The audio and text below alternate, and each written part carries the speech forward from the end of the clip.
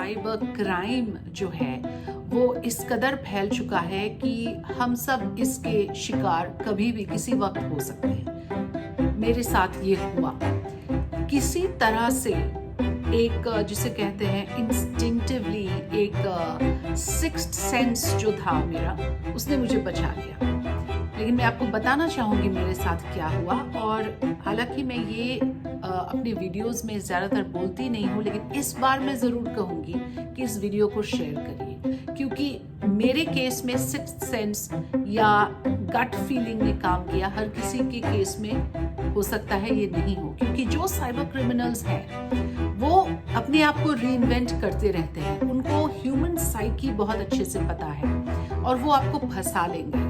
तो इससे बचने का क्या तरीका हो सकता है और देश में क्या कानून है, क्या प्रावधान है अपने आईपीसी में कि कहीं कंप्लेंट आप फाइल करें तो उसका क्या नतीजा हो सकता है, मैं ये सब कुछ बताना चाहूंगी। लेकिन पहले आप ये देखिए, इस मैसेज को ध्यान से देखिए। लिखा है कि 10,000 रुपए क्रेडिट हुआ है इस अकाउंट नंबर पे 28 नवंबर 2023 को। और इस फोन नंबर को भी ध्यान से देखिए, ये है वो फ्रॉडस्टर का फोन नंबर जिसने मुझे कॉल किया। ये देखिए, इनका कॉल मुझे आया था इस नंबर से। तो लगभग दोपहर के 12 बजे के करीब ये कॉल मुझे आया कि आपके पिताजी को मुझे कुछ पैसे ट्रांसफर करने थे और उन्होंने आपका नंबर दिया कि उनके नंबर पे ये पैसे ट्रांसफर नहीं हो रहे हैं, तो मैं ये पैसे आपको ट्रांसफर करूं।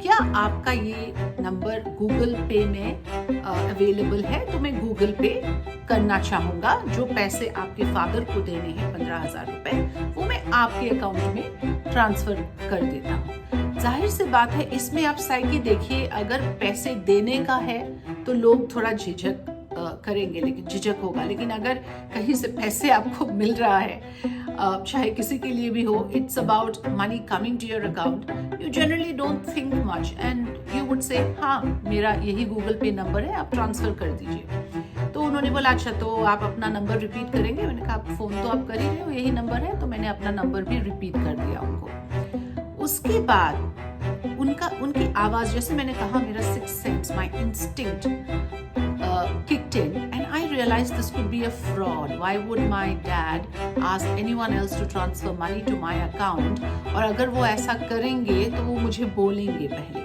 तो जब वो वापस कॉल पे आए, हाँ मैंने आपका पैसा ट्रांसफर कर दिया, पहले मैंने 10,000 ट्रांसफर किया।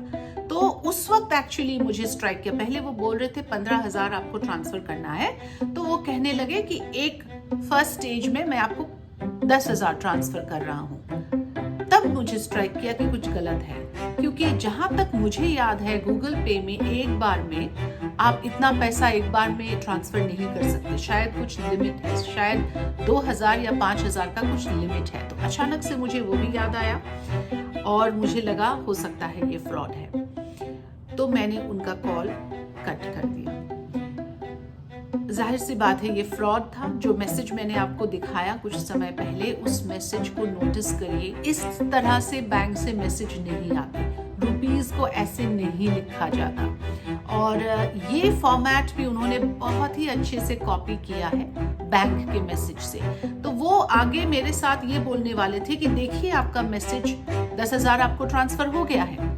तो उस वक्त मैं मैसेज देखती, मैं कन्विंस हो जाती कि हाँ ये ट्रांसफर, क्योंकि एक झलक ही आप देखते हो, आप शायद इतना गौर नहीं करते हो उसके फॉर्मेटिंग में, लेकिन गौर करना चाहिए। कभी भी पैसे और बैंक से इस तरह के मैसेजेस आए सपोजिटली फ्रॉम द बैंक, तो आप उसको अच्छे से गौर से उसकी फॉर्मेटिंग देखिए।